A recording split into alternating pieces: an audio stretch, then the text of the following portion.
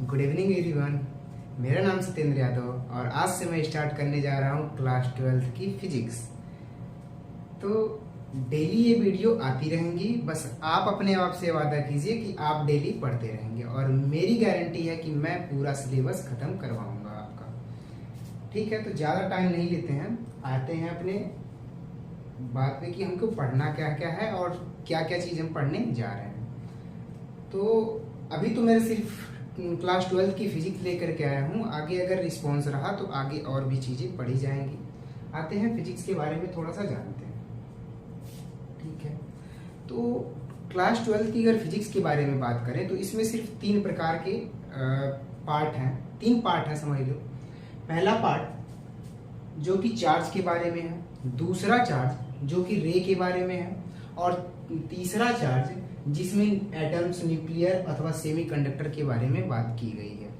ठीक है, तो बात करें अगर चार्ज की, तो चार्ज से रिलेटेड चैप्टर यानी कि पार्ट 1 के चैप्टर हम देखते हैं और साथ ही साथ पार्ट 2 के या कहें तो रे के बारे में थोड़ा सा समझेंगे। ओके, तो देखते हैं पहले जब क्या था, चार्ज कहीं रुका हुआ था। चार्ज जब रुका हुआ था तो इसने क्या किया, बैठे बैठे अपने चारों तरफ कुछ फील्ड बना लिया। अब फील्ड बनाया होगा तो इसका कुछ फोर्स होगा, तभी इसका फील्ड बना होगा। ठीक है, तो यहाँ पे एक चैप्टर हमको मिला कि इलेक्ट्रिक चार्ज यानी कि चार्ज के बारे में थोड़ा सा और उसके फील्ड के बारे में कि उसने अपना फील्ड कहाँ तक बनाया और किस तरह बनाया, इसके बारे में सीखेंगे। फिर तुरंत उसके अगले चैप्टर में क्या किया गया, उस चार्ज को स्टोर कैसे कर सकते हैं। अब अपना फील्ड बनाया तो उसके पास कुछ एनर्जी वगैरह होगी, उसी को बोलते हैं पोटेंशियल एनर्जी, जो कि उसकी एनर्जी होती है। और उसको स्टोर करने के बारे में कि स्टोर कैसे किया जाएगा, इसके बारे में कैपेसिटेंस में पढ़ेंगे। फिर तीसरा चैप्टर आया करंट इलेक्ट्रिसिटी। इसमें क्या किया गया, चार्ज सोचा बैठे बैठे अब बोर हो रहा हूं तो थोड़ा चलिए आगे बढ़ते हैं, लेकिन कैसे, यूनिफॉर्म मोशन में, ना कि सीधे सीधे दौड़ना स्टार्ट कर दिया उसने, धीरे से चलना स्टार्ट किया। वो भी क्या किया गया, दोनों तरफ से उसको एक पावर दी गई जिससे वो एक निश्चित गति में चल सके या यूनिफॉर्म मोशन में चल सके। ठीक है, तब हमारा चैप्टर बना करंट इलेक्ट्रिसिटी। फिर उसी चार्ज को एक वृत्तीय पथ में घुमाया गया। वृत्तीय पथ में घुमाने से क्या हुआ कि एक चुंबकत्व, मतलब उसके चारों तरफ चुंबकीय क्षेत्र उत्पन्न होने लगा। पहले क्या था कि सिर्फ इलेक्ट्रिक फील्ड निकल, चुंबकीय क्षेत्र की स्थापना ज्यादा होने लगी, मैग्नेटिज्म की। फिर क्या आया, फिर उसके बारे में पढ़ा गया कि वो जो मैग्नेटिक फील्ड बन रहा है वो कहां से कहां तक बन रहा है। फिर ठीक है, फिर क्या किया गया, उसी चार्ज को दूसरे चार्ज के पास रख करके, चाहे किसी दूसरे उसी इंस्ट्रूमेंट के पास, जैसे किसी चुंबक को कौन सा पदार्थ आकर्षित कर सकता है, ऐसे पदार्थ जैसे लोहा हुआ, चाहे एक प्रेरण मशीन होती है उस टाइप की, उनके पास इसको रखा गया और देखा गया कि क्या क्या होता है। उसके बारे में हमको मिला 6वें चैप्टर में, जिसे कह सकते हैं इलेक्ट्रोमैग्नेटिक इंडक्शंस। ठीक, फिर क्या किया गया, चार्ज को ना एक लहरों के रूप में चलाया गया। कैसे, लहरों के रूप में। तो बना हमारा चैप्टर अल्टरनेटिंग करंट। फिर उसी चार्ज को अब क्या किया गया, तो भाई अभी तक ये चल रहा था एक यूनिफॉर्म मोशन में, धीरे धीरे धीरे धीरे धीरे धीरे, लेकिन अब की बार क्या किया गया, एक डंडा खींच के दिया और तेज से भगाया गया, बिल्कुल जैसे कह सकते हो आप कि एक्सीलरेट कर दिया गया इसको। तब हमारा बना इलेक्ट्रोमैग्नेटिक वेव्स। मतलब उसी चार्ज को जब आप तेजी से भगा दोगे तो एक वेव की तरह ही दिखाई देगा, एक तरंग के रूप में ही दिखाई देगा। तो उसके बारे में हमको पढ़ने को मिलेगा इलेक्ट्रोमैग्नेटिक वेव्स में। ठीक है, तो हमारा बस पार्ट सोचो इतना ही है, इतने को ही पढ़ने में 12 में कम से कम हमें लग जाते हैं, 12th में पढ़ने में लग जाते हैं 6 महीने या 7 महीने। बाकी और सब तो पोर्शन इसको कवर करने में लग जाते हैं। तो ये हमारा इतना छोटा चैप्टर था। फिर आते हैं रे ऑप्टिक्स के बारे में थोड़ी सी जानकारी लेते हैं कि क्या क्या इसमें होगा। किसी रे प्रकाश है कोई, तो वो कैसे कैसे गुण रखेगी अपने पास, उसके बारे में, तो वो क्या क्या कर सकती है उसके बारे में। तो पहला चैप्टर हमारा बनाया गया कि ray optics and optical instrument. अब किसी चीज को मापा जा सकता है तो उसे यूज कैसे किया जाएगा वो तो इंस्ट्रूमेंट से ही पता चलेगा। कोई चीज अगर एग्जिस्ट करती है तो उसको यूज कैसे करनी है हमें, तो वो कहाँ पता चलेगा, इंस्ट्रूमेंट ही बताएगा हमको। फिर आया वेव ऑप्टिक्स। वेव ऑप्टिक्स में क्या किया गया, प्रकाश के या लाइट के दूसरे नेचर को समझा गया। पहला नेचर था कि कोई रे है वो किसी दर्पण से होकर के जाएगी, किसी मिरर से होकर के जाएगी, किसी लेंस से होकर के जाएगी, तो कौन कौन से क्वालिटी रखेगी उसके बारे में रे ऑप्टिक्स में। वे ऑप्टिक्स में क्या किया गया, किसी पतले छिद्र से होकर के, किसी क्या नाम है पर्दे से होकर के उसको गुजारा जाएगा, तो क्या होगा, इसको पढ़ा जाएगा वेव ऑप्टिक्स में। फिर तीसरा बना डुअल नेचर ऑफ लाइट, या बोल सकते हैं dual nature of radiation and matters. इसमें क्या किया गया, इसके दोनों प्रॉपर्टीज को एक ही में मिक्स कर दिया गया, उसके बारे में इसमें पढ़ा गया। फिर आया एटम्स। एटम्स बिल्कुल इन सबसे अलग है, इसीलिए इसको मॉडर्न फिजिक्स का सबसे पहला पार्ट बोला जाता है। वैसे तो डुअल नेचर ऑफ लाइट भी कोई लोग बोलते हैं, लेकिन ये आ जाता है सेकेंड पार्ट में ही, और थर्ड पार्ट का चैप्टर मेरे हिसाब से क्या, बुक के हिसाब से भी यहीं से स्टार्ट होती है एटम्स। फिर आता न्यूक्लियाई और फिर आता सेमी कंडक्टर। तो इतने सारे हमको चैप्टर टोटल पढ़ने हैं, जिसमें से ये कवर होते हैं 1 मंथ में और ये भी कवर होते हैं सिर्फ 1 मंथ में। बाकी पढ़ने में समय किसमें जाता है, इन सबको। तो चार्ज के बारे में इसीलिए पहले स्टार्ट कर रहे हैं। तो आइए देखते हैं कुछ चार्ज के बारे में। जिसको ये नोट करने हैं, जिसको इसके बारे में कुछ समझने हैं, वो इसको समझ ले। बाकी अब चैप्टर आगे धीरे धीरे पढ़ाए जाएंगे तो वहां पे तो समझ में आएंगे। चलिए ठीक है, मिटाता हूँ और स्टार्ट करता हूँ अपना चैप्टर।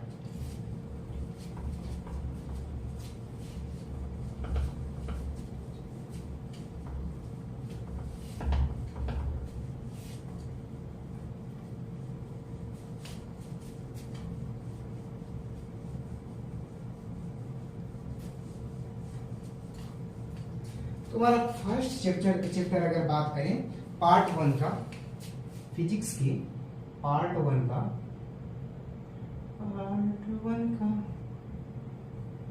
पहला चैप्टर जो है वो है इलेक्ट्रिक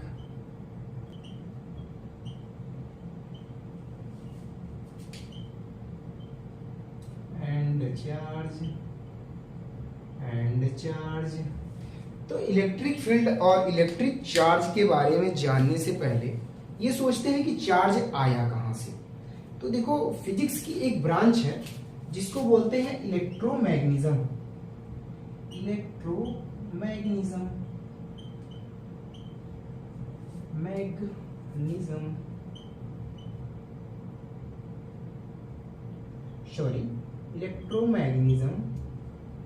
टाइम ज्यादा ना खराब करते हुए आगे चलते हैं। इलेक्ट्रोमैग्नेटिज्म के अब 2 चेले बने, या कह सकते हो कि 2 बेटे बने। पहले जो कि बना इलेक्ट्रोस्टैटिक्स।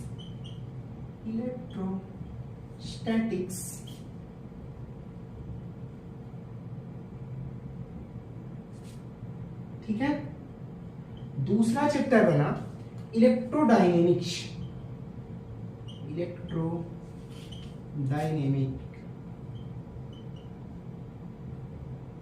हिंदी में बोले तो इलेक्ट्रोस्टैटिक्स को बोलते हैं विद्युत स्थिर वैद्युतिकी, और इलेक्ट्रोडायनेमिक्स को बोलते हैं गतिकी वैद्युतिकी।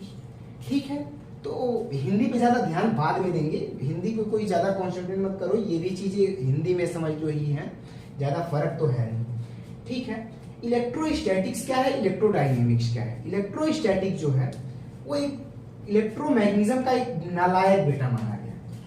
क्यों? क्योंकि एक जगह बैठा रहता था, गुड़ की तरह खाता पीता रहता था, आराम से बैठा रहता था बस।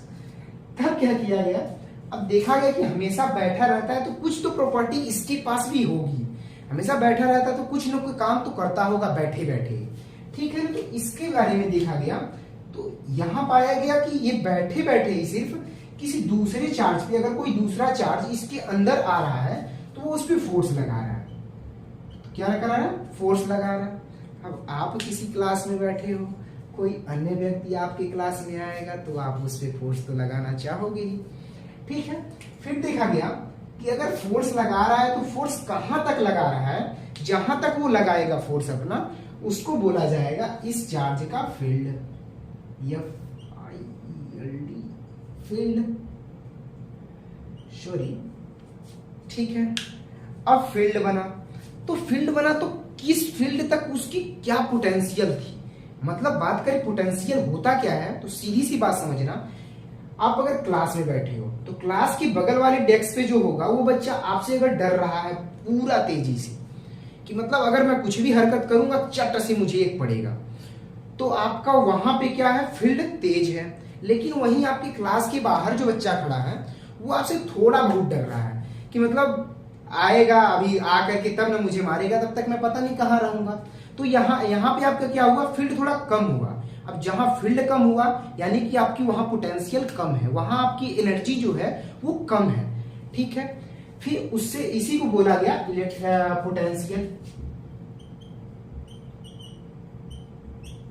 अब पोटेंशियल मिल गया, अब क्या किया गया, इस चार्ज को किसी चीज में इकट्ठा करने लगे। मान लो अगर पानी है आपके पास तो क्या करोगे, किसी बर्तन में इकट्ठा करोगे। उसी तरह ये चार्ज भी था ना, चार्ज को भी क्या किया गया, किसी बर्तन में इकट्ठा किया गया, जिसको बोला गया कैपेसिटर। कैपेसिटर के मतलब किसी कैपेसिटर में कितना आ सकता है चार्ज, उसी को बोला गया कैपेसिटेंस, ठीक है। संधारित्रता और संधारित्र हिंदी में बोलते हैं, नाम इसका संधारित्र, और जिसमें उस पात्र में जितना सामान आ सकता है उसको बोलते हैं संधारित्रा, संधारित्रता, ठीक है। अब ये हो गए इलेक्ट्रोस्टैटिक्स के पार्ट क्या बोले, बस बता सकते हैं कि इलेक्ट्रोस्टैटिक्स में चार्ज के क्या क्या गुण आएंगे, एक रुका हुआ चार्ज है तो वो क्या क्या कर सकता है उसके बारे में पढ़ेंगे। अब आया इलेक्ट्रोडायनेमिक्स, तो ये तो बेटा था हमारा अच्छा बेटा, तो इसके पास अच्छी अच्छी क्वालिटी भी होनी चाहिए। तो ये क्या कर रहा था, तो पहले इसने धीरे धीरे चलना स्टार्ट किया। आप भी चलोगे तो पहले क्या करोगे, धीरे धीरे उंगली पकड़ के, तो आराम से चल रहा है ये, तो इसको बोला गया, इसके द्वारा जब ये चलना प्रारंभ किया तो इसके साथ साथ और भी आवेश चलने लगे। क्यों चलने लगे, पीछे से भी कुछ फोर्स लगा, आगे से भी कुछ फोर्स लगा, जिससे ये एक लाइन में हो गए। तब यहां बना हमारा करंट इलेक्ट्रिसिटी, करंट इलेक्ट्रिसिटी,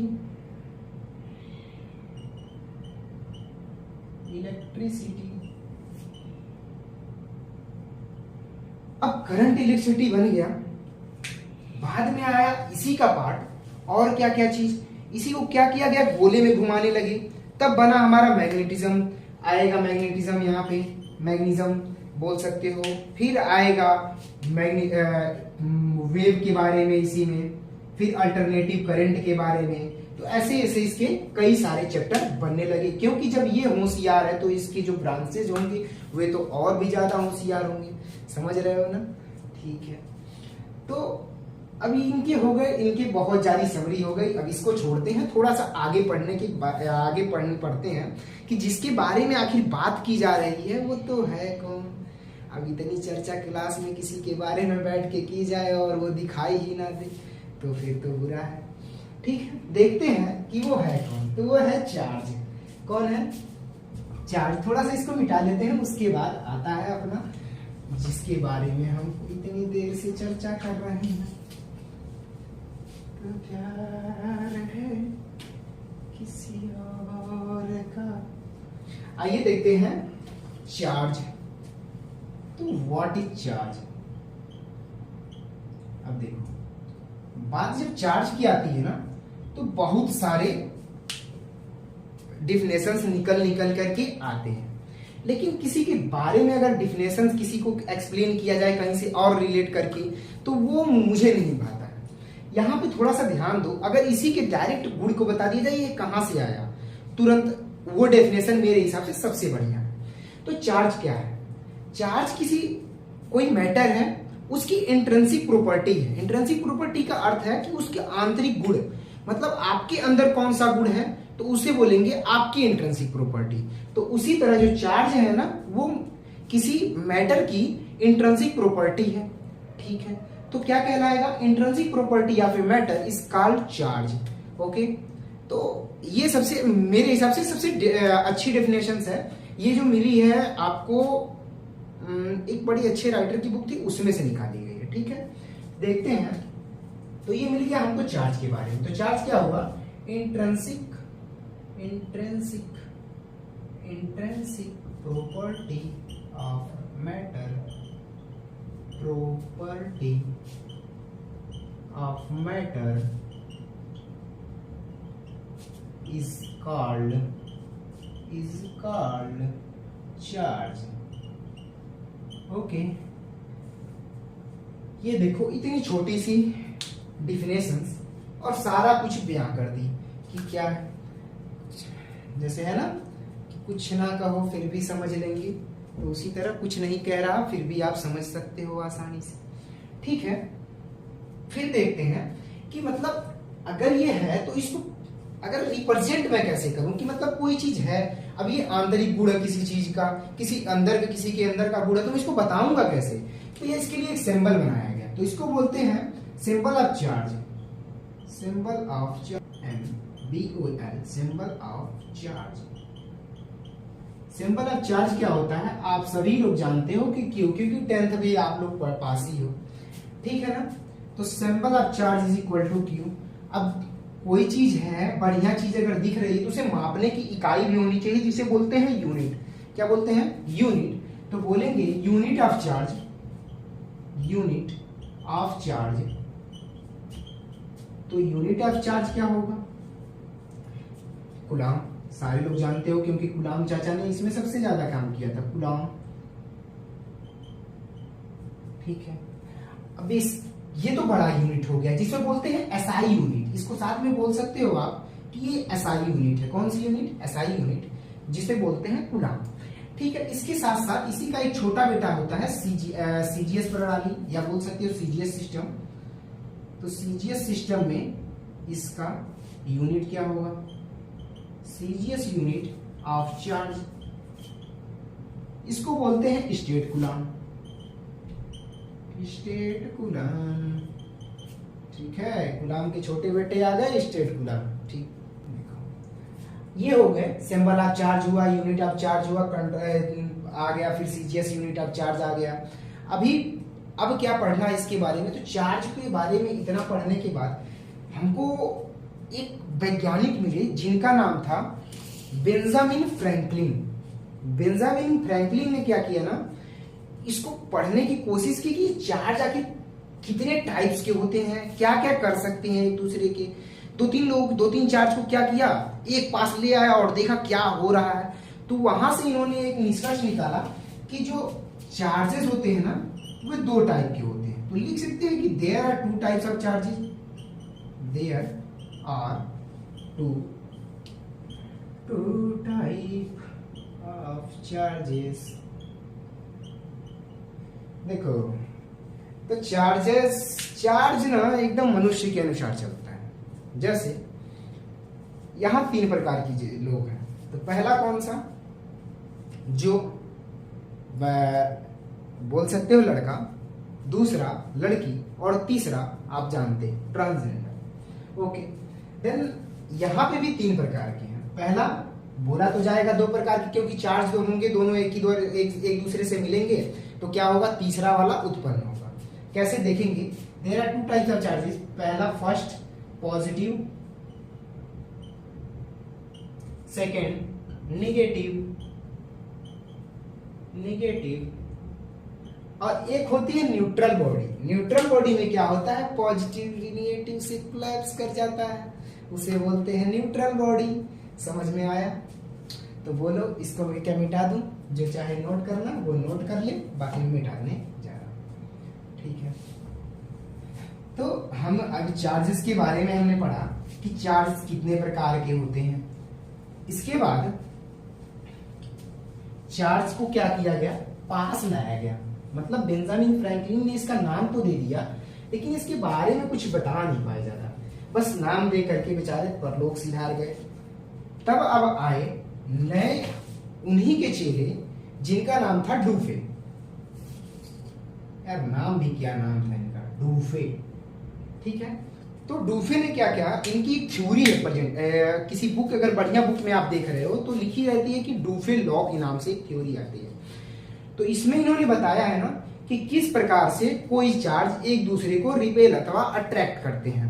ठीक है, आकर्षित किसी चार्ज, कोई भी चार्ज किसी दूसरे चार्ज को आकर्षित अथवा प्रतिकर्षित कैसे करता है, इसी के बारे में इनके लॉ में बताया गया। तो डूफे लॉ ने सीधे सीधे कहें तो यही बताया कि कोई चार्ज किस चार्ज को दूसरे चार्ज को खींचेगा अथवा ढकेलेगा।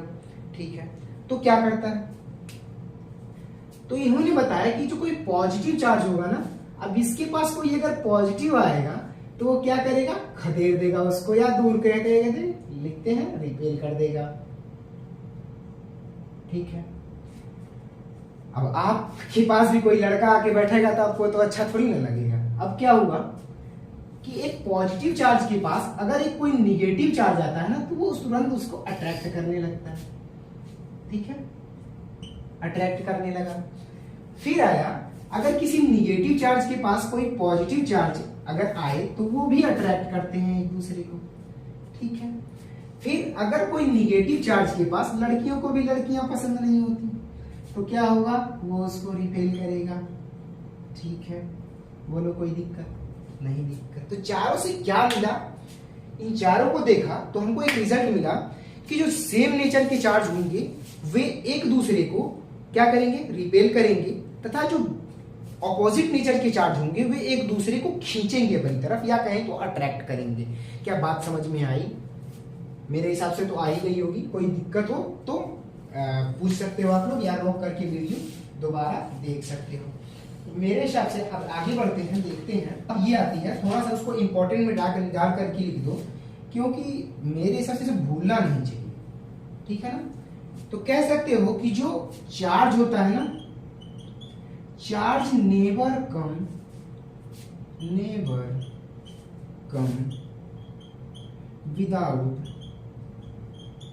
विदाउट मास। क्योंकि देखो, कोई भी चार्ज होगा, चार्ज अगर है तो किसी मैटर की प्रॉपर्टी है चार्ज। ठीक है, तो किसी चीज पे अगर चार्ज आ रहा है तो इसका मतलब कि वो चीज इस पृथ्वी पे एग्जिस्ट करती है, और ऐसी कोई भी चीज नहीं है, चाहे छोटी से छोटी चाहे बड़ी से बड़ी, सबका कुछ ना कुछ मास होगा, द्रव्यमान होगा, तभी वो एग्जिस्ट करेगी, अन्यथा वो पृथ्वी पे एग्जिस्ट ही नहीं करेगी। तो आप क्या लिख सकते हो, चार्ज नेवर कम विदाउट मास। तो चार्ज कभी भी मास के बिना नहीं आ सकता। बात समझ में आई? लेकिन देखो, इसी का एक उल्टा पॉइंट बनता है, क्या मास आएगा तो चार्ज उसके साथ आएगा? तो नहीं, ये जरूरी नहीं है कि किसी मास के साथ क्या हो, कोई चार्ज आए। ऐसा भी हो सकता है कि वो बॉडी जो हो न्यूट्रल बॉडी हो। अब न्यूट्रल बॉडी है तो उस पर चार्ज कहां से आएगा? बात समझ में आई? तो ये पॉइंट याद रखोगे। चलो ठीक है, आगे बढ़ते हैं। अब देखो, हमने देखा ना कि बार बार मास और चार्ज को एक ही साथ रिलेट किया जा रहा है, क्योंकि बताया गया कि जो मास होता है, ठीक है, सुनते भी रहो, मैं मिटाता भी रहता, तो जो मास होता है वो चार्ज के, जो मास होता है वो भी किसी मैटर की इंट्रिंसिक प्रॉपर्टी ही होती है, कि कोई चीज भारी है या वजन कितना है उसका, तो वो बताने के लिए हमें मास की ही आवश्यकता पड़ती है। उसी तरह सेम टू सेम इसका भी चल रहा था, इसलिए अब इसको डिफरेंस इनके बीच देखते हैं कि इनके बीच डिफरेंस क्या है। तो अगर मैं देखूं डिफरेंस की बात करूं, डिफरेंस बिटवीन डिफरेंस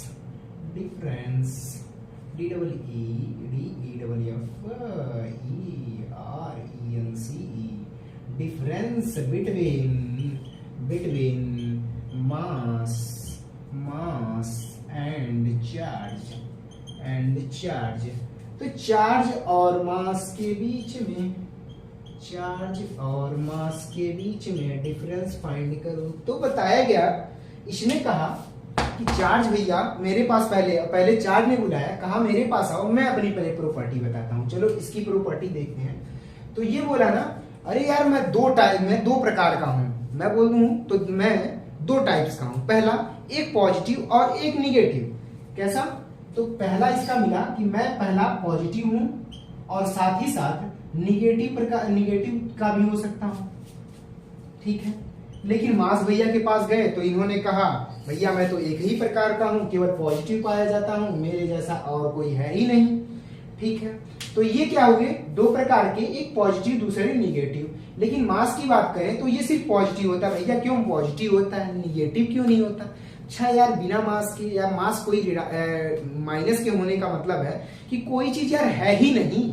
तो जब कोई चीज है ही नहीं तो मास कहां से आएगा, ठीक है। इसलिए मास कभी भी नेगेटिव नहीं हो सकता।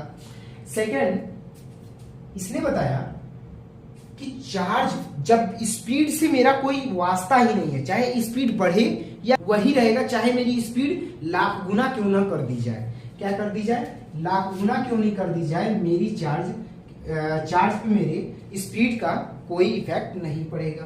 तो स्पीड नेवर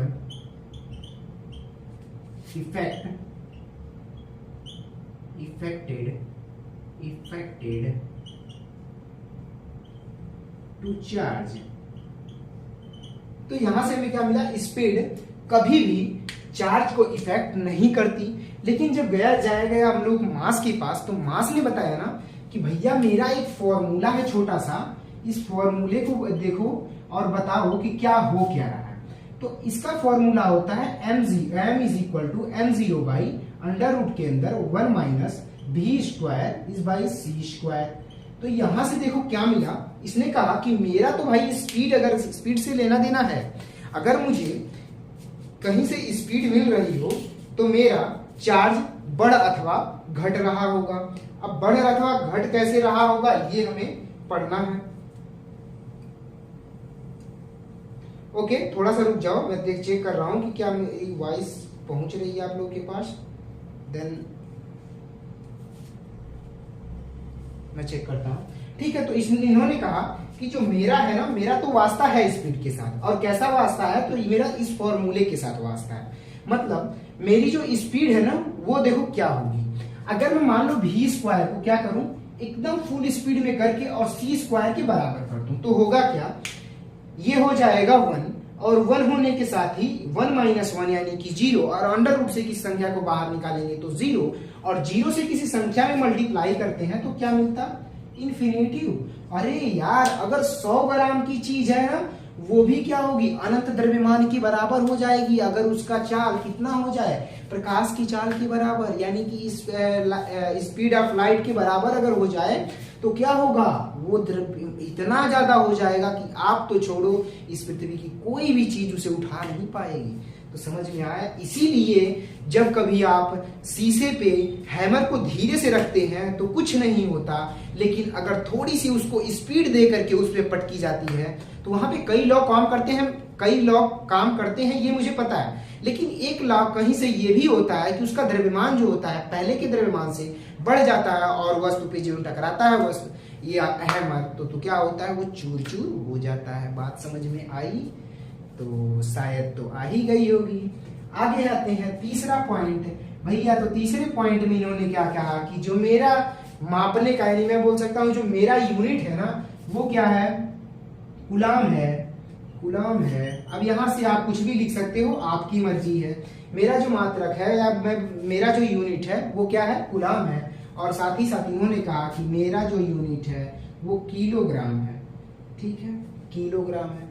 फिर आते हैं चौथे पॉइंट पे। इन्होंने कहा कि भैया मैं जो हूं एक व्युत्पन्न मात्रक हूं, मुझे कहीं से व्युत्पन्न किया गया है, इंग्लिश में बोले तो डेरिवेटिव हूं।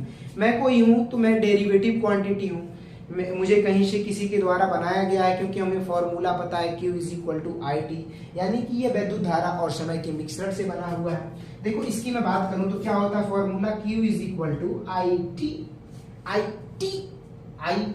I क्या है? वैद्युत धारा। आप जानते हो कि ये क्या है? यह एक फंडामेंटल क्वांटिटी है। I फंडामेंटल क्वांटिटी है वैद्युत धारा, और T भी जो है वो समय भी एक फंडामेंटल क्वांटिटी है। जबकि मैं बात करूं तब Q क्या कैसे बना? इनके द्वारा मिलकर के बना। इसलिए कहते हैं कि जो Q है वो एक डेरिवेटिव क्वांटिटी है। तो इनके सारे घमंड यहाँ पे चूर चूर हो गए कि मैं इनसे आगे चल रहा था। फिर बात करते हैं मास की।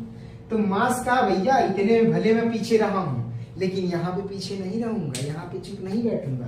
तो इन्होंने कहा कि भैया मैं जो हूं ना, मैं फंडामेंटल क्वांटिटी हूं, यानी कि इनका बाप तो मैं वैसे ही हूं, ठीक है।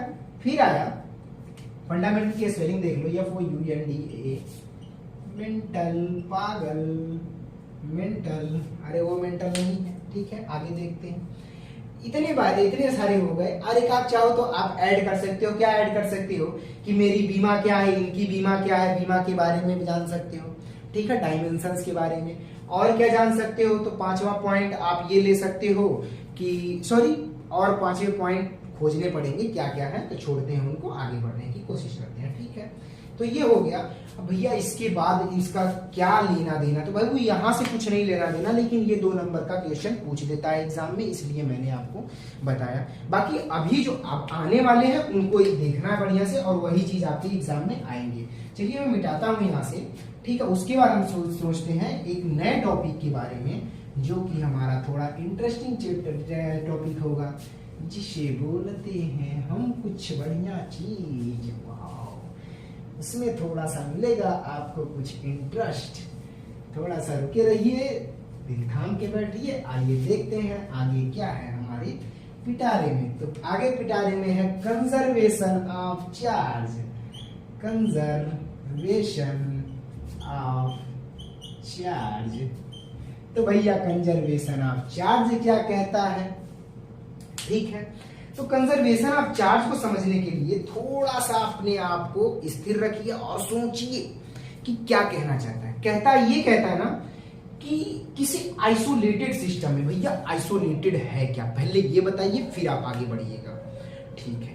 तो आइसोलेटेड सिस्टम का मतलब कि मैं क्या करूं, आपको किसी कमरे में बंद कर दूं और बाकी दरवाजा खुला रहे चाहे कुछ भी खुला रहे, आप बाहर ना देख सको, ठीक है। आपको मैंने दरवाजे इसमें बंद किया, बाहर आप मत देख सको, कुछ भी ना करो, बाहर से आपका लेना देना ही कुछ नहीं है।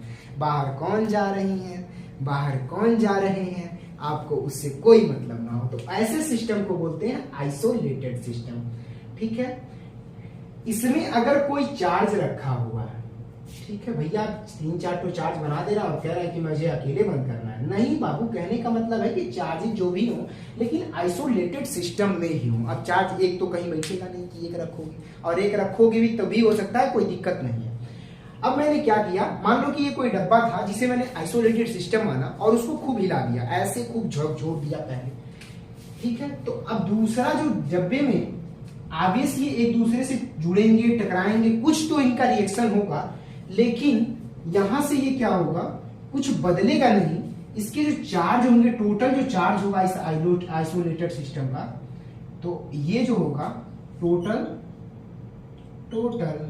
Charge of isolated system is conserve, वो बदलेगा नहीं, जो चार्ज इसका होगा वही चार्ज टोटल इसका होगा। इसको इस तरीके से सीख सकते हैं, कह सकते हैं। इसको मैं थोड़ा सा मिटा करके इसकी परिभाषा भी नीचे, इसका डेफिनेशन भी लिख देता हूं। इसका डेफिनेशन क्या होता है देखते हैं। तो इसका डेफिनेशन अगर मैं लिखूं तो लिखूंगा चार्ज नाइदर NEITHER नाइदर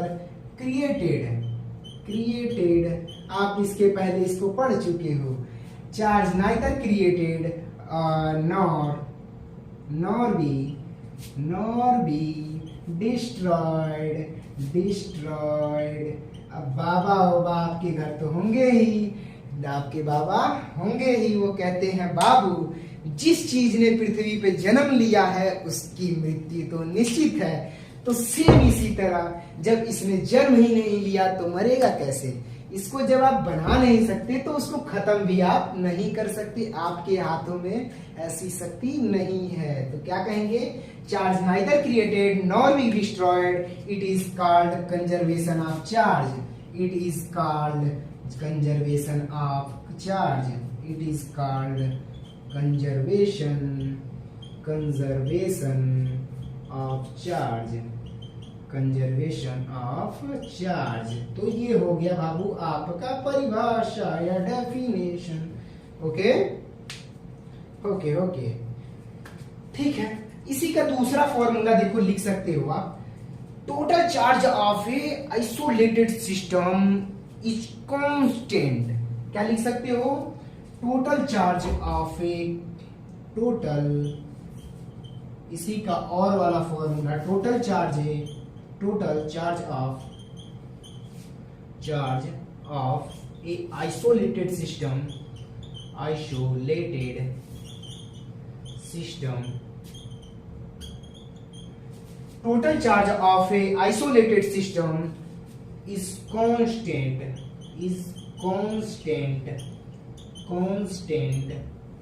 भैया ये क्या बताया होगा? तो इसको समझने के लिए थोड़ा सा यहाँ पे आते हैं। मैंने मान लो क्या किया, एक डब्बा लिया जिसमें मैंने 3 चार्जेस को रखा। यहाँ पे मेरा 2 कूलाम का चार्ज, यहाँ पे -3 कूलाम का चार्ज, और यहाँ पे मैंने 5 कूलाम का चार्ज ले लिया। अब उसको मैंने खूब हिलाया। हिलाने के बाद देखा कि इस डब्बे में नए चार्जेस बने। इसको आप नोट कर लो, जल्दी से पॉज करके नोट कर लो। मैं थोड़ा सा यहाँ पे मिटाता हूँ क्योंकि जगह मेरे पास कम पड़ जा रही है। ठीक है, बोर्ड तो वैसे बड़ा है, 6 फीट का बोर्ड है, कोई टेंशन नहीं है। ठीक है, यहाँ पे देखते हैं तो क्या हुआ, एक चार्जेस बना 3 कूलाम का, और यहाँ पे 5 कूलाम, यहाँ पे 1 कूलाम बच गया। कहा कि इसमें मैं कितना हूं मुझे बताओ। तो देखो कैसे बताते हैं। तो क्या होगा, इसका चार्ज इसी के चार्ज के बराबर होगा, क्योंकि किसी आइसोलेटेड सिस्टम का जो चार्ज होता है वो कांस्टेंट होता है, बदलता ही नहीं है। तो जो इसका होगा वही चार्ज इसका होगा। तो लिखेंगे, इसकी मैं बात करूं तो Q1 plus Q2 plus Q3 is equal to क्या होना चाहिए, Q'1 plus Q'2 plus Q'3 बात करें Q1 की तो 2 कूलाम, प्लस बात करें Q2 की तो -3 कूलाम, प्लस बात करें Q3 की तो 5 कूलाम या 5 कूलाम। बात करते हैं इधर Q1 की तो 3 कूलाम, कितना 3 कूलाम, प्लस Q2' की बात करें तो 5 कूलाम, प्लस Q3 की मान नहीं पता हमको। तो बात करते हैं कि 5 और 5 2 7 में से 3 गया तो 4 कूलाम बराबर 5 3 8 कूलाम, प्लस अज्ञात राशि को x मानते हैं। x मान लिया हमने भैया, x वो वाली x नहीं, x। ठीक है, तो x को यहीं पे छोड़ा, इसको इधर लेकर के आया तो कितना मिला, -4 कूलाम। बोलो कोई दिक्कत? इस तरह करते हैं, किसी आइसोलेटेड सिस्टम में अगर कोई चार्ज रखे गए हैं तो इनका मान निकालते हैं। ये क्वेश्चन यहाँ पे आते हैं, इस तरह के क्वेश्चन। बात समझ में आई? बिल्कुल आई। मेहनत किया भाई तो आना तो चाहिए ही। तो चाहो तो इसको नोट कर लो। कैसे नोट करोगे? यदि किसी आइसोलेटेड सिस्टम में 3 चार्जेस रखे गए हैं, पहला तो 2 कूलाम, दूसरा -3 कूलाम और तीसरा 5 कूलाम, तो उस डब्बे को हिलाने के बाद 3 चार्ज फिर बन रहे हैं, एक 3 कूलाम, दूसरा 5 कूलाम और तीसरा हमको नहीं पता। तो वो तीसरा कितना होगा यही हमको बताना है। बात समझ में आई? आई। कंजर्वेशन देखो, तो मिटाता हूं इसको, आप अब नोट कर लेना बाबू। इतना आप पॉज करके नोट कर सकते हो, जो भी हो। ठीक है, आते हैं आगे थोड़ा सा और देखते हैं कि हमारा क्या चलेगा, इसके बाद क्या चलेगा। तो अब हमको क्या पढ़ना था? अब जो है वो सबसे इंपॉर्टेंट टॉपिक है जिसका नाम है क्वांटाइजेशन ऑफ चार्ज। तो भैया क्वांटाइजेशन के बारे में थोड़ा सा जानकारी लेंगे बस। Quantization of charge. तो देखो, ये इसके नाम से ही इसकी सारी जानकारी मिल जाती है। तो भैया क्वांटाइजेशन ऑफ चार्ज है क्या आखिर? तो काउंट इसको पढ़ो। क्या पढ़ो? काउंट पढ़ो। मतलब किसी चीज को काउंट करने के लिए आप किसका यूज करते हो? बताओ, आपके कितने फ्रेंड्स? मैं पूछूं आपके कितने फ्रेंड्स, तो क्या बोलोगे? सीधे 5 या 3 या 2? कभी क्या ऐसे बोलोगे भैया मेरे कोई फ्रेंड्स नहीं? तो क्या आप उसको बोलोगे कि मेरे -3 फ्रेंड्स हैं, कि जो 3 थे वो भी चले गए हैं, तो बोलोगे -3 फ्रेंड्स हैं? ऐसे बोलोगे -3 फ्रेंड्स हैं? नहीं, कभी नहीं बोलते। तो जैसे ये काउंट इसको पढ़ो और ये समझो कि किसी भी चीज को काउंट करने के लिए किसकी आवश्यकता पड़ती है? तो भैया पॉजिटिव इंटीजर्स की आवश्यकता पड़ती। कंफर्म पड़ती? हाँ पड़ती भैया, पड़ती। तो क्वांटाइजेशन ऑफ चार्ज कहता है कि जो किसी बॉडी पे जो चार्ज होगा वो इंटीजर्स के मल्टीपल के रूप में होगा, लेकिन किसके साथ? फंडामेंटल चार्जेस के साथ। तो फंडामेंटल चार्जेस के साथ तो क्या बना सारा, अगर ओवरऑल बात किया जाए तो ये कहता है कि charge of a body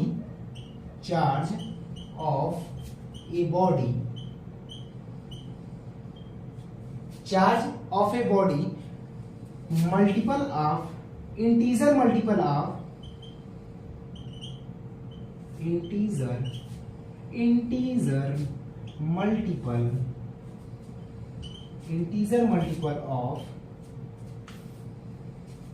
fundamental charges, FOUN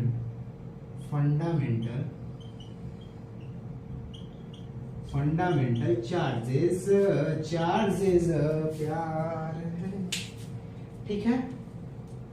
तो charge of a body integers multiple of fundamental charges, मतलब किसी जो बॉडी पे जो चार्ज होगा वो फंडामेंटल चार्जेस के इंटीजर्स के मल्टीपल के रूप में होगा।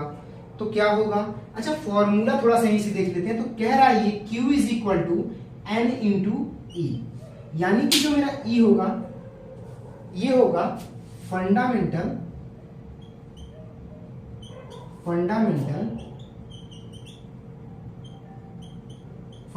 चार्ज, ठीक है। अब बात करते हैं भैया फंडामेंटल चार्ज आया कहां से। तो देखो क्या किया गया, पहले सबसे छोटे छोटे पार्टिकल्स को इकट्ठा किया गया, ठीक है। इकट्ठा किए कि जाने ये देखा गया कि जो सबसे छोटा पार्टिकल है वो कौन है। तो हमने यहां से पाया कि इलेक्ट्रॉन जो है ना, अब इलेक्ट्रॉन और जो प्रोटॉन के जो चार्ज है वो सबसे छोटे हैं, उससे छोटा चार्ज कोई नहीं। एक्चुअल में 3 चार्ज और हैं जो इससे भी छोटे हैं, लेकिन वे क्या है ना, कोई किसी पे 0.5 का चार्ज है, मतलब 5.5 into 10 to the power something है। तो ऐसे चार्जेस को देखा गया कि इसके मल्टीपल कोई हो ही नहीं। तो हम फिजिक्स में क्या करते, अपने सहूलियत ज्ञात करते। तो सहूलियत हमको यहां से मिला कि एक इलेक्ट्रॉन अथवा एक प्रोटॉन के चार्ज को जब देखा गया तो इसी के मल्टीपल के रूप में और चार्जेस इकट्ठा हो रहे थे। तो इसलिए ये पाया गया कि हमको एक एलिमेंट्री जो चार्ज होगा, एक इलेक्ट्रॉन का जो चार्ज होगा, उसको एक पैमाना तैयार किया गया जिसको बोला गया एक एलिमेंट्री चार्ज। क्या बोला गया दोस्तों? एक एलिमेंट्री चार्ज, ना कि इलेक्ट्रॉन का चार्ज, उसको बोल दिया गया एक एलिमेंट्री चार्ज। आप सारे जानते हो, इसीलिए लिखा रहता है 1 to the power bar is equal to 1.6 into 10 to the power -19 coulomb. Charge को मापते हैं कूलाम में, किसमें? कूलाम में, ठीक है। तो देखो, एक एलिमेंट्री चार्ज और इंटीजर्स का जो मल्टीपल होता है वो उस बॉडी पे उपस्थित चार्ज के बराबर होता है। बोलो समझ में आया? तो हाँ आया। Charge of a body integer multiple of a fundamental charge is called quantization of charge. यही अपनी प्रॉपर्टी सबसे महत्वपूर्ण होती है इस चैप्टर की। छोटा टॉपिक, क्वेश्चन खूब बहुतेरे देता। बहुतेरे क्वेश्चन देता का मतलब क्या है? यही सबसे इंपॉर्टेंट क्वेश्चन पूछता है। जैसे बात करेंगे तो एक क्वेश्चन आता है कि किसी बॉडी पे 8 into 10 to the power -18 coulomb का चार्ज हो सकता है। तो can a body charge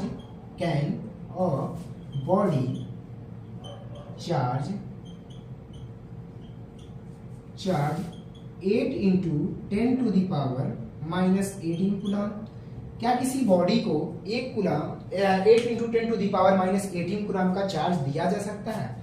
can a body charge इतना गिवन, ठीक है, समथिंग लिख सकते हो, कोई दिक्कत नहीं। मतलब आप समझ गए होंगे कि क्या कहना क्या चाह रहा हूं।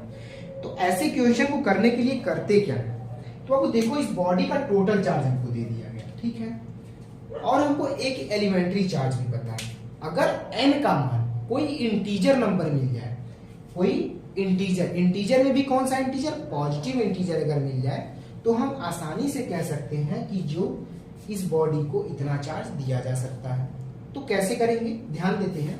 तो यहां पहले आराम से लिखते हैं Q इज इक्वल टू कितना दिया है? 8 into 10 to the power -18 coulomb, ठीक है, आपको पता है कि एक एलिमेंट्री का चार्ज जो होता है वो 1.6 इंटू 10⁻⁻19 गुलाम होता है। ठीक है, तो अब हमको फॉर्मूला भी दिया गया है, पता है कि Q is equal two plus minus के अभी सेंस में बताता हूं N इंटू E। ठीक है, यही होता है। तो यहाँ पे पॉजिटिव चार्ज दिया गया, मतलब यहाँ पे प्लस ही होगा, प्लस लिखने की कोई आवश्यकता नहीं होती। Q का मान दिया 8 into 10⁻⁻18 is equal to N का मान ज्ञात करना है, निकालना है। E का मान दिया है 1.6 इंटू 10⁻⁻19। तो यहां से होगा क्या, N is equal to 8 into 10⁻⁻18 upon 1.6 into 10⁻⁻19। बोलो कोई दिक्कत यहाँ तक? कोई दिक्कत नहीं। तो ये ऊपर जाएगा तो क्या होगा, 8 इंटू 10 अपान 1.6, इससे काटेंगे 16 5 जा 18, तो 80 इज इक्वल टू क्या होगा, 5 into 10 is equal to 15। N का मान कितना मिला, 50। अब 50 मिला, 50 क्या है, पॉजिटिव इंटीजर है, अतः किसी बॉडी को इतना चार्ज दिया जा सकता है। बोलो क्या क्वेश्चन में कमी थी कुछ? ऐसे ही क्वेश्चन क्वांटाइजेशन ऑफ चार्ज पे आते हैं। क्वांटाइजेशन ऑफ चार्ज का कभी कभी पूछ देता है डेफिनेशन, तो डेफिनेशन आसान है। Charge of a body integer multiple of fundamental charges is called quantization of charge. चलिए थोड़ा सा और देखते हैं क्वेश्चन के बारे में, थोड़ा इसको मैं रफ करता हूँ। आपने कोई नोट तो कर ही लिया होगा, ठीक है। बाकी अभी देखो क्या बचा है और क्या करना है, तो वो ध्यान देंगे।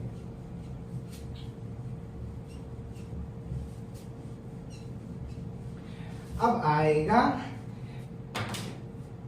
तू मेरे दिल का, मैं तेरे दिल। तो थोड़ा सा वो लिख लेना। अगर देखो Q is equal to NE होता है, यहाँ प्लस माइनस तब लगाते हैं जब E का मान इलेक्ट्रॉन के लिए लिया जाएगा, यानी कि जब इलेक्ट्रॉन की किसी बॉडी के ऊपर ज्यादा संख्या होगी, अधिकता बोल सकते हैं, एक्सेस मात्रा में किसी बॉडी के ऊपर इलेक्ट्रॉन होगा, तब बोलेंगे कि E जो है वो यहाँ पे माइनस का साइन आ जाएगा। और अगर किसी भी बॉडी के ऊपर इलेक्ट्रॉन को निकाला गया किसी बॉडी से, तो वहां पे इलेक्ट्रॉन की क्या होगी, कमी होगी, ठीक है, लेस होगा वहां पे इलेक्ट्रॉन, तो वहां पे क्या होगा, पॉजिटिव चार्ज की अधिकता होगी। बात को समझना। मैं बात करूं कि एक क्लास में दो बदमाश बच्चे, पहला पॉजिटिव और यानी कि बोल सकते हैं इसको प्रोटॉन, और दूसरी क्लास में एक दूसरा बदमाश बच्चा जिसको बोलते हैं निगेटिव, यानी कि बोल सकते हो इलेक्ट्रॉन थे। जितने प्रोटॉन थे उतने ही इलेक्ट्रॉन थे। प्रोटॉन का ग्रुप था 4, मान लो। कितने प्रोटॉन, तो 4 प्रोटॉन, ठीक है। और इलेक्ट्रॉन की मैं बात करूं तो इलेक्ट्रॉन का क्या होगा, तो इलेक्ट्रॉन भी 4 ही होने चाहिए, ठीक है। हो गए आपके 4 बताओ बराबर, सही समझ में आया कि नहीं समझ में आया? इतना दूर तो अच्छा ही लगा होगा। आगे देखते हैं। अब मान लो ये चारों आपके हो और आपके दुश्मन वाले जो क्लास में, दुश्मन तो ऐसे नहीं होते भाई, वो भी आपके भाई ही होते हैं, लेकिन कहने का मतलब ये, जब तक आप पढ़ोगे तब तक वो आपको बुरे ही लगेंगे कि आपकी वो बदनामी करते हैं, टीचर से शिकायत करते हैं, ऐसा कुछ कर सकते हैं, ठीक है, तब तक बुरे ही लगते हैं। तो बात करते हैं इसकी। यहां से क्या किया गया, आपके 2 मित्र चले गए। अब भैया जो ही ये निकले, 2 लोगों पे ये क्या किया, खूब एकदम चढ़ा करके मैं हूँ अब जो क्लास में हूँ, 4 लोग हम लोग हैं, तो हल्का सा बोलोगे तो पीट पाट के रख देंगे। बाबू साहब थोड़ा शांत रहना, ठीक है। तो इसको कहते हैं, यहाँ पे अब क्या हुई, प्रोटॉन की अधिकता हो गई, प्रोटॉन की अधिकता हो गई। अब प्रोटॉन जब एक्सेस हुआ, ज्यादा मात्रा में हुआ, तो क्या बोलेंगे कि प्रोटॉन का क्षेत्र बढ़ गया, तो इसलिए इसको बोलते हैं पॉजिटिव चार्ज है बॉडी, यानी कि प्रोटॉन कुछ नहीं कर रहा। अभी दूसरा देखते हैं। फिर क्या हुआ, एक इसी तरह एक और क्लासरूम था, या वही क्लासरूम में क्या हुआ, प्रोटॉन 4 थे, इसके चारों तरफ इलेक्ट्रॉन भी 4 थे। अब क्या किया गया ना, इसने अपने क्या किया, 2-3 मित्रों को और बुला लिया। क्या किया, 3 इलेक्ट्रॉन को मित्रों को और बुला लिया। चलो बुला लिया, 3 ठो इधर फालतू हो गए। अब क्या हुआ, देखो इलेक्ट्रॉन का क्षेत्र बड़ा हो गया, तो इलेक्ट्रॉन का क्षेत्र बड़ा होने से ये क्या होगा, निगेटिव चार्ज हो जाएगा। निगेटिव चार्ज हुआ, तो यहां देखो, यहां से पता चला कि प्रोटॉन कहीं नहीं आता जाता, प्रोटॉन अपने क्लास में ही रहता, अपने जगह पे ही बैठा रहता। इलेक्ट्रॉन इधर उधर घूमते रहते बेटा और कहते हैं सब कि मेरा क्षेत्र कमजोर हो रहा है और मेरा क्षेत्र प्रभावी हो रहा है। तो इसलिए कभी भी अगर बात की जाए इलेक्ट्रॉन निकालने की ही बात होगी और इलेक्ट्रॉन लाने की ही बात होगी। कभी भी ऐसा नहीं कहा जाएगा कि कोई इलेक्ट्रॉन जा रहा प्रोटॉन कहीं जा रहा है और प्रोटॉन कहीं से आ रहा है, ऐसा नहीं होता, ठीक है ना। तो अगर बोला जाए किसी बॉडी पे इतना चार्ज पॉजिटिव है तो समझ लेना कि इलेक्ट्रॉन उस पे से निकाले गए हैं, इलेक्ट्रॉन की वहाँ कमी है। और अगर किसी बॉडी पे प्रोटॉन की माइनस या नेगेटिव चार्ज हो तो समझ लेना कि उस पे इलेक्ट्रॉन को डाला गया कहीं से, ठीक है। अब कहाँ से डाला वाला जाएगा वो देखा जाएगा। देखो फॉर्मूला होता है Q is equal to NE। यहाँ पे Q जो है वो charge of a body, charge of body. बात करें अगर N की तो N क्या है, इंटीजर है, इंटीजर है। बात करें E की तो E क्या है, हमारा एलिमेंट्री चार्ज है, ठीक है, एलिमेंट्री चार्ज, एलिमेंट्री चार्ज। बोलो समझ में आया? इतना समझ में आया तो मिटाएं और नया टॉपिक स्टार्ट करें। नया टॉपिक देखो अभी अभी आपको बताया गया, डस्टर है बेटा, ठीक है। तो अभी अभी आपको बताया गया, देखो कि किसी बॉडी पे चार्ज आ रहे हैं, मान लो ये रही बॉडी, इस पे चार्ज आ रहा है, तो भैया आ कैसे रहा है, ये हमारा प्रश्न बहुत थोड़ा सा गहरा आता है। तो इसी को बोलते हैं how many ways to charge a body. किसी बॉडी को चार्ज करने के कितने तरीके होते हैं, इसके बारे में थोड़ा सा जानते हैं। तो देखो ये तो बहुत इंटरेस्टिंग चैप्टर, बहुत ही इंटरेस्टिंग टॉपिक है। तो अगर मैं सोचूं किसी बॉडी के जगह पर आपको रख दूं, आप कितने तरीके से चार्ज होंगे। पहला तरीका, आपको अगर पढ़ने बैठना है तो मम्मी जी आएंगी या पापा जी आएंगे, जो जिससे भी आप डरते हो, एक डंडा खींच के मारी, यानी कि आपसे कुछ तो सटाया उन्होंने या सट गई, कूद मारी उन्होंने, तो आप चार्ज हो गए। या अगर यहीं से थोड़ा सा किनारे करो, आप क्लासरूम में बैठे हो, चार्ज अगर करना हो आपको, आपके बगल में कोई खूबसूरत सी कन्या आकर के बैठ जाए तो आप तो चार्ज हो जाओगे पूरे, समझ लिए। तो सेम काम पहला यहाँ पे होगा, एक कंडक्टर को दूसरे कंडक्टर से ला करके सटा दिया जाएगा और जो ही ये सटेगा, एक बॉडी जो चार्ज होगी वो दूसरी बॉडी को क्या करेगी, दूसरी बॉडी जो न्यूट्रल होगी वो दूसरी वाली बॉडी को चार्ज कर देगी। पहला काम ये होगा। दूसरा काम क्या होगा बाबू, तो मान लो आप किसी कॉन्फ्रेंस में गए और बहुत बड़े मोटिवेशनल कोई वहां पे आए हुए हैं, हर एक चीज में प्यार मोहब्बत नहीं आएगी, यहाँ पे दूसरा चीज चलेगा। तो वहां पे क्या हुआ, आप ये हो जो कि आप न्यूट्रल हो, इस समय क्या हो, न्यूट्रल। और एक दूसरे सर हैं जो कि बहुत बड़े मोटिवेटर हैं, यहाँ पे बैठे हैं, जो कि मान लो कि निगेटिव चार्ज से वो भरे हुए। निगेटिव चार्ज का मतलब वो ये नहीं कि वो उनके अंदर खराब गुण है, नहीं, मैं ये मान के चल रहा तो उनको निगेटिव चार्ज मैंने दिया, ठीक है। तो आप उनके पास जाओगे तो आपके पास देखो, एक है कि मेरा अंदर का बुराइयां, मेरे अंदर की बुराइयां, तो क्या होगा, मेरे अंदर की बुराइयां उनके और आपके बीच में आएगी, तो क्या होगा, पॉजिटिव वाले पे, यानी कि बुराइयों को वो खींचना चाहेंगे, किसी तरह खींच नहीं पाएंगे, खींचेंगे अपनी तरफ तो इधर आ जाएगा पॉजिटिव चार्ज और निगेटिव चार्ज पीछे इसके आ जाएगा। बोलो समझ में इतना आया, ठीक है। किया क्या जाएगा, एक दूसरा कोई बंदा आकर के इससे सटेगा और ये क्या करेगा, इसके निगेटिव चार्ज को अपने अंदर ले लेगा और यहाँ पे जो आपके सर थे वो तो वही रहेंगे, लेकिन दूसरे वाले में एक पे पॉजिटिव चार्ज आ जाएगा और दूसरे वाले पे नेगेटिव चार्ज आ जाएगा। बोलो समझ में इतना आया, ठीक है। अभी ये मैं करवा नहीं रहा, आगे बढ़ेंगे तब तरीके भी, मेथड भी इसकी सीखेंगे कि क्या क्या मेथड कौन कौन से होते हैं। तीसरे की बात करूं मैं, तीसरा क्या होता है, तो भैया तीसरा सबसे इंटरेस्टिंग, तो इसको बोलते फ्रिक्शन मेथड। आप गए कहीं, किसी से मिले, अब वो कौन है मैं नहीं जानता, आपने क्या किया, उनके साथ रगड़ा अपने आप को, ये भाई अभी बताऊंगा, रगड़ा तो दो चार तो इलेक्ट्रॉन छलक के बाहर आ ही जाएंगे। अब बाहर आ गए तो इसे कहते हैं बाबू, किसी को फ्रिक्शन मेथड से चार्ज करना। बात समझ में आई? बोलो। इसी चीज को थोड़े से अच्छे रूप में पढ़े तो पढ़ते हैं, आइए देखते हैं क्या क्या पढ़ना है हमको। तो सबसे पहला है conduction method. Conduction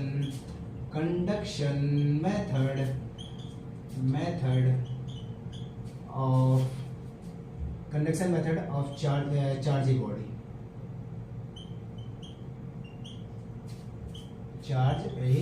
body. Conduction method से किसी बॉडी को चार्ज करना। कंडक्शन मेथड को बोलते हैं कनेक्शन मेथड भी। कनेक्शन मेथड में होगा क्या, दो बॉडी को एक साथ जोड़ा जाएगा। ठीक है, समझते हैं बात को, इसको थोड़ा सा आगे लेकर चलते हैं, थोड़ा धीरे बोलने की कोशिश करता हूं। ठीक है, तो देखो क्या किया गया, एक हमने ली चार्ज बॉडी को, इस पे कोई भी चार्ज दे सकते हो। मैं निगेटिव देता हूं इसलिए क्योंकि निगेटिव का भी मैं आगे बताऊंगा कारण क्या है। ठीक है, बाद में जब पढ़ा जाएगा तो आगे मैं बताऊंगा। एक हमने क्या किया, न्यूट्रल बॉडी लिया। अब इस न्यूट्रल बॉडी पे कोई चार्ज नहीं था, तो क्या हुआ, इस बॉडी को दूसरे वाली बॉडी के साथ टच कराया गया यार। टच हुआ, टच होने से आकर के बैठ गए आपके पास। मान लो आप चार्ज नहीं थे उस समय कि महबूबा जी आई यहाँ पे बैठी, तो क्या हो गया, आप भी चार्ज हो जाओगे। साथ में चार्ज कहां से आएगा, तो इन्हीं के से चार्ज मिला है आपको। ठीक है, तो इनका चार्ज थोड़ा कम होगा और आपको भी चार्ज साथ ही साथ मिलेगा। जितना चार्ज इनके द्वारा निकलेगा आप में वो चला जाएगा। मान लो तो ये माइनस वाले चार्ज क्या हुए, इस पे भी आ गए। अब इन दोनों को अलग अलग कर दिया गया, तो एक चार्ज यहाँ आया और दूसरा चार्ज यहाँ आया। इस पे भी निगेटिव चार्ज और इस पे भी निगेटिव चार्ज। ठीक है, इतना समझ में बोलो आया। तो किसी बॉडी को चार्ज करने का ये हो गया मेरा पहला मेथड। तो बस इतना ही करना। पहले क्या किया गया, दो बॉडी थे, इसको बोला गया चार्ज बॉडी और इसको न्यूट्रल बॉडी। दोनों को क्या किया गया, टच कराया गया। टच कराने के बाद इनको अलग कर दिया गया। इस पे भी कुछ चार्ज आया, इस पे भी चार्ज आया। थोड़ा सा यही नोट्स लिखो। नोट्स लिखने का अर्थ बस समझने के लिए कि अगर दोनों बॉडी सेम शेप के हों, सुंदरता पूरी है, बात को समझना। शेप दोनों बॉडी का सेम हो और दोनों बॉडी जो हो वो एक ही मेटल से बने हो, या किसी नॉन मेटल्स पे तो होगा नहीं, मेटल से ही बना होगा, किसी एक ही मेटल से बना हो, और सेम हो आकार, कैपेसिटेंस, उसकी क्षमता जो हो वो सेम हो। अगर वो सेम हुई तो जितना चार्ज इस पे होगा उतना ही चार्ज इस पे। अगर मैं शुरू में इतना लेकर के चलूं कि ये जो चार्ज है वो Q है, तो इसके साथ मिलने के बाद इस पे जो चार्ज आएगा वो Q/2 आएगा और इस पे भी Q/2 आएगा। जब तक हम कैपेसिटर नहीं पढ़ लेते तब तक हर एक बार जब किसी दो बॉडी को एक साथ जोड़ा जाएगा तब तक क्या होगा कि आधा चार्ज इस पे और आधा चार्ज इस पे जाएगा। बोलो समझ में इतना आया? समझ में आया होगा क्योंकि इतना अच्छा से तो यार समझा रहा। ठीक है, तो इसमें यही लिखना है। ठीक है, दूसरा टॉपिक हमारा क्या आता है, इंडक्शन मेथड। इंडक्शन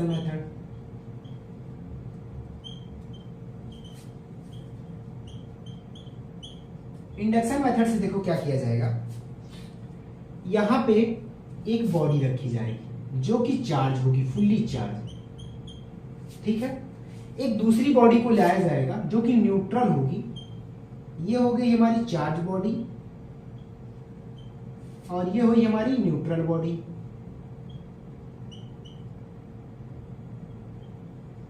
ठीक है, अब जो ही इसके नीचे आएगा, इसके अंदर तो इलेक्ट्रॉन और प्रोटॉन तो होंगे ही, तो ये क्या करेगा ना, इसके इलेक्ट्रॉन माइनस है तो माइनस वाले को क्या करेगा, दूर खदेड़ेगा। तो यहां पे आ जाएगा निगेटिव चार्ज। बोलो आ जाएगा। अब निगेटिव आया तो यहाँ पे जो होगा पॉजिटिव चार्ज का क्षेत्र घना हो जाएगा और यहाँ पे पॉजिटिव चार्ज हो जाएंगे। एक्चुअल में मैंने बताया था आपको प्रोटॉन कहीं नहीं जाते, तो प्रोटॉन अपनी जगह पे ही बने रहेंगे, लेकिन इलेक्ट्रॉन थोड़े से खिसक जाएंगे, दूर चले जाएंगे। बोलो समझ में आया? ठीक है, आया होगा। अब देखो क्या करेंगे, इतना होने के बाद आप क्या करोगे, यहीं पे किसी तीसरे बॉडी को लेकर के आओगे। तीसरा बॉडी, ये तो आपका चार्ज जितना रहेगा उतना ही रहेगा इस पे, लेकिन तीसरी बॉडी जो आएगी plus plus plus minus minus minus minus, और इसके साथ मैंने क्या किया, एक तीसरी बॉडी को ऐड कर दिया जो कि ये भी क्या होगी, न्यूट्रल होगी। न्यूट्रल बॉडी को मैंने ऐड किया। अब क्या होगा, माइनस वाला चार्ज इस पे चला जाएगा कंडक्शन मेथड से, और ये वाला पॉजिटिव वाला चार्ज इसी पे रह जाएगा। तो देखें तो माइनस माइनस माइनस ये तो इसी तरह चलता रहेगा, और इसकी बात करूं तो इस पे पॉजिटिव चार्ज आ जाएगा और इस पे फिर नेगेटिव नेगेटिव नेगेटिव चार्ज ये ले लेगा।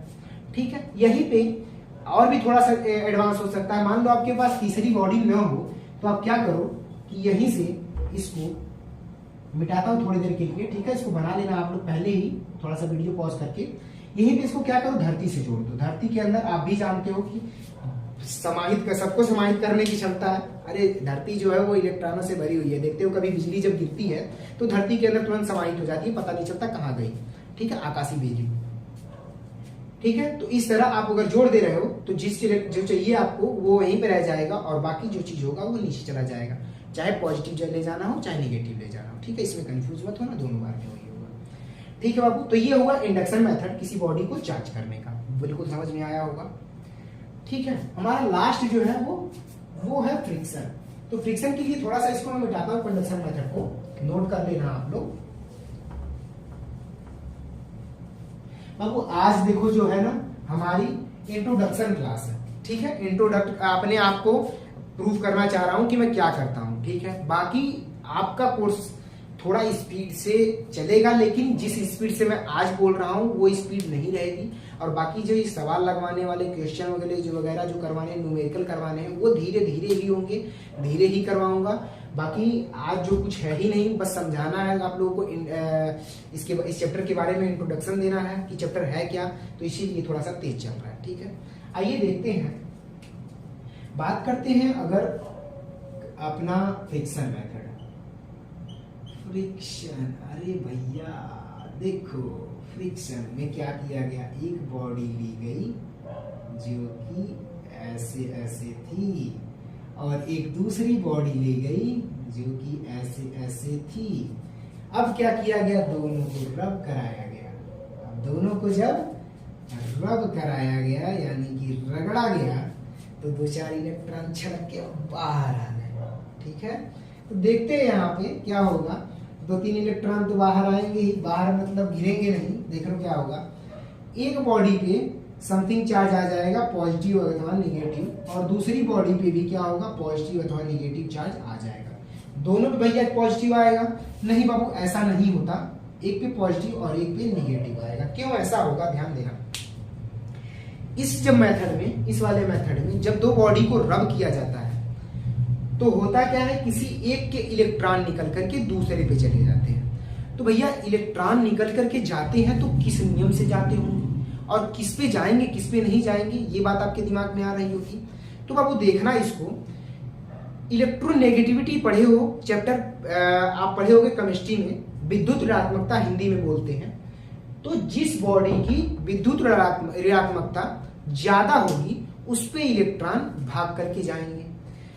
ठीक है, आपने कभी किया होगा अपने बचपन में या कभी भी छोटे बच्चों में, हमने तो किया था। क्या किया था, बालों में स्केल को रगड़ करके कागज के पास ले जाते थे तो कागज थड़ाक से ऊपर आता था, मजा आता था।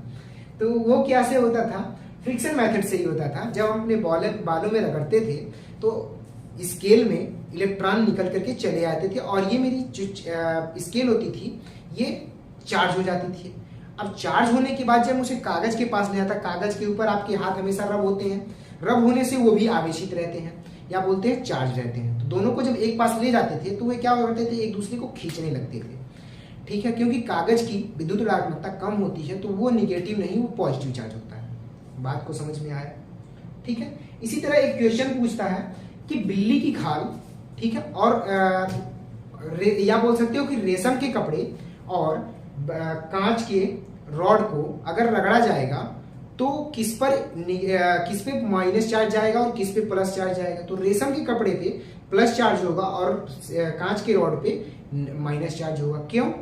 क्योंकि कांच की जो छड़ होती है उस पे निगेटिविटी उसकी ज्यादा होती है, किससे, बिल्ली के खाल या बोल सकते हैं कि क्या बता रहा था, रेशम के कपड़े से। बात समझ में आई हो? तो हम सोच रहे हैं कि यहीं पे अपना टॉपिक खत्म किया जाए, क्योंकि वीडियो बहुत लंबी बनेगी, पहली वीडियो है तो अच्छा नहीं लगेगा। ठीक है, बाकी इसको समझा जाएगा बाद में और आगे चलेंगे। मेरा वादा है आपसे, आपका चैप्टर पूरा खत्म होगा, मैं पढ़ाऊंगा, डेली बाई डेली आऊंगा। एक लाइव तो अभी नहीं आ सकता, लेकिन कोशिश तो है ही कि जल्दी से आऊं। बाकी खत्म करते हैं इस क्लास का, समाप्त करते हैं इस क्लास को आज, कल से देखते हैं। और तो इसी साथ मेरे साथ बने रहिए। देखते रहिए द कपिल शर्मा शो, या बोल सकते हो the Satyendra Yadav show. Sorry, Yadav नहीं लगाते, Sandesh Satyendra Hindustani show. Okay bye, tata see you.